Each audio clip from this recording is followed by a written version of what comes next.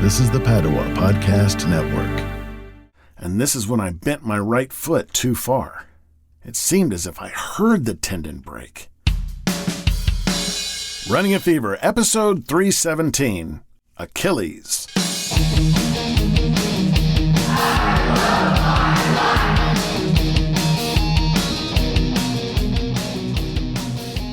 Welcome to Running a Fever. My name is Michael Davis. This is a podcast about fitness, diet, and medicine. All I want to do is live a long, healthy, happy, active life right up to the very end. And if you want that, you're in the right place. Well, Achilles was a mythical great Greek warrior, the son of Peleus and the sea nymph Thetis, who, upon his birth, dipped baby Achilles into the River Styx, making him invincible. However, she neglected to let the water cover the heel by which she held him, and so this was the only part of his body that was vulnerable to injury. He eventually died when he was wounded by an arrow which struck his vulnerable heel, which is why we refer to a person's weakness metaphorically as his Achilles heel. Now, I've never heard of anyone else dying from a heel injury, which also makes him pretty special, I guess. It's amazing how stories and characters can last thousands of years, and character names from ancient times can be in use daily today. The Achilles tendon is named after this figure. According to mayoclinic.org, the Achilles tendon is a strong, fibrous cord that connects the muscles in the back of your calf to your heel bone. If you overstretch your Achilles tendon, it can tear or rupture completely or just partially.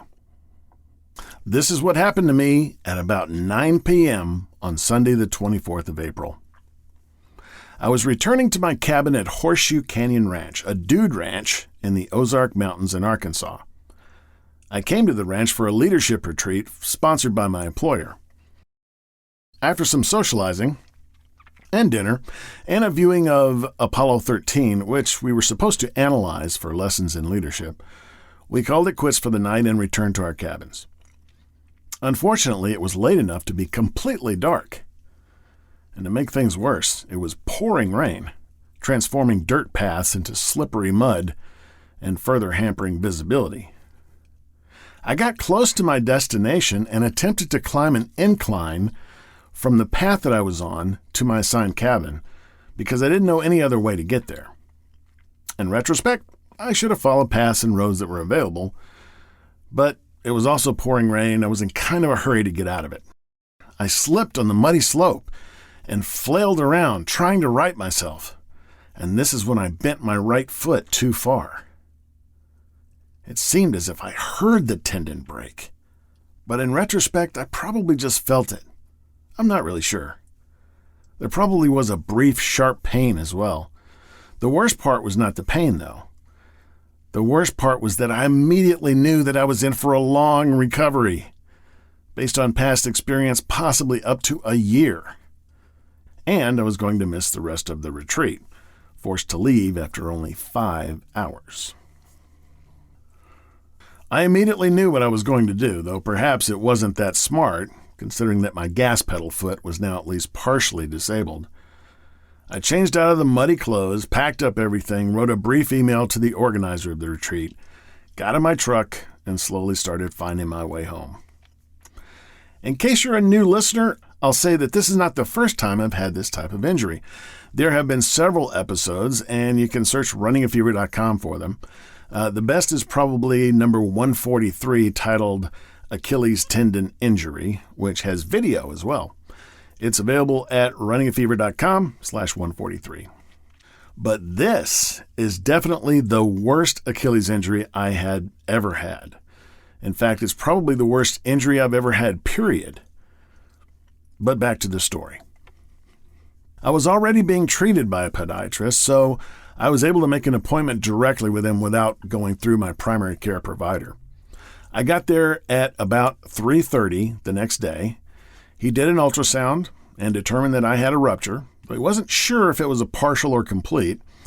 The options were surgery or just giving it time and not moving it and hoping it would heal.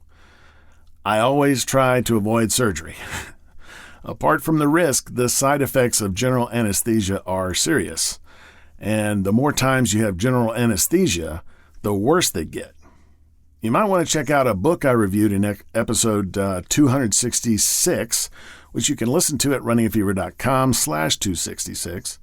It's about fentanyl, one of the most common anesthetics and a very dangerous drug. So they put on a cast, which would prevent me from accidentally moving my ankle, and told me to come back in 2 weeks. They loaned me some crutches and a pair of shorts.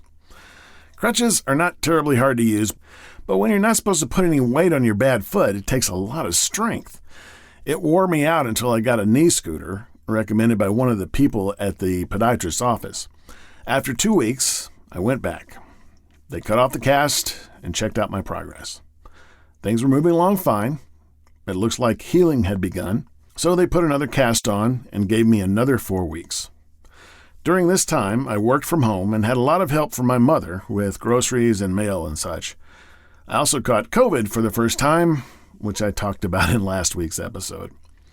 Since I was still in quarantine when the time came to remove my cast, the podiatrist met me after hours when no one else was there, and we both wore masks. He had me wear a boot for another 2 weeks, the same boot you can see in the video from episode number 143. Finally, I could put weight on my right foot. I got around pretty good in the boot, though the uneven length of my booted leg versus my left one caused a slight tweak in my back for a while. It was still not safe to drive.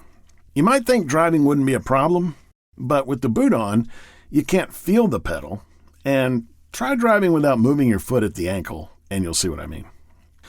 Since I got out of the boot, I have been in physical therapy 3 times a week, and things are getting much better.